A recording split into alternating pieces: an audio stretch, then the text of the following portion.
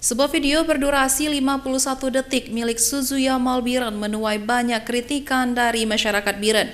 Video yang beredar di jejaring media sosial ini memperlihatkan peragaan busana di Zebra Cross Simpang 4 Biren, layaknya Citayam Fashion Week.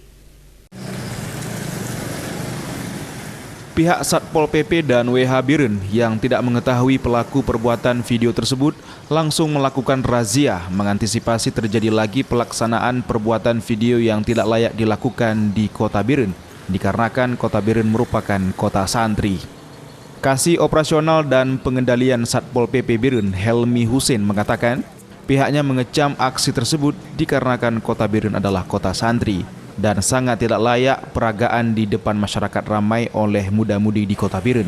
Petugas akhirnya melakukan razia di lokasi Simpang 4 Biren guna mengantisipasi pelaksanaan peragaan yang sama. Kami khususnya dari Satuan Polisi Pamung Praja Wilayah Kusuma Kabupaten Biren tidak membenarkan hal-hal seperti itu.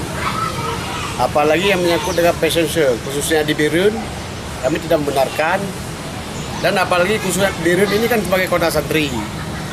Pihak Satpol PP akan melakukan razia atau melakukan patroli rutin di setiap sudut Kota Biren ataupun di seputaran Kota Biren.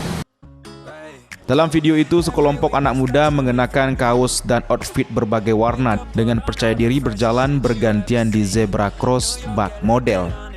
Remaja perempuan dan laki-laki itu berlenggak-lenggok di Simpang 4 lampu merah Kota Biren dan juga di trotoar depan pendopo. Setelah videonya viral, timbul beragam komentar dari netizen atas kegiatan mereka. Banyak yang mengecam, kritik hingga komentar pedas disebabkan Biren dikenal dengan kota santri.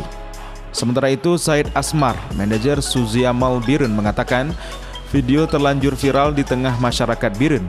Awalnya pihak manajemen tidak mengira bila video yang mereka produksi bakal menuai kritikan dari masyarakat. Menurut Said Asmar, video tersebut hanya fashion show, bukan Citayam Fashion Week seperti yang disangkakan. Video tersebut hanya dalam konteks promo pakaian saja. Karena kan kita anggap hanya sekedar untuk lewat saja, ambil video, udah selesai.